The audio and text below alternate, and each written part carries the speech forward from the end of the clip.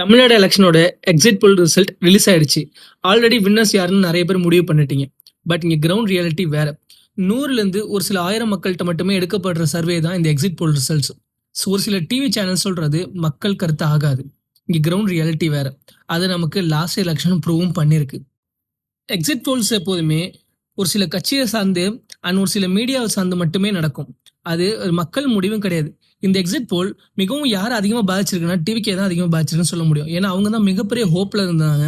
So இது அவங்கள மொத்தமாக முடிச்சு விட்ட மாதிரி இருக்குது இந்த எக்ஸிட் போல் ரிசல்ட்ஸ். பட் உண்மை என்ன, கள நிலவரம் என்ன?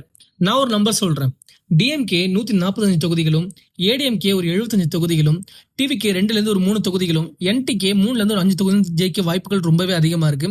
ஒரு 6 தொகுதிகள் யார் ஜெயிப்பாங்கன்னு தெரியல, இழுபறி தான்.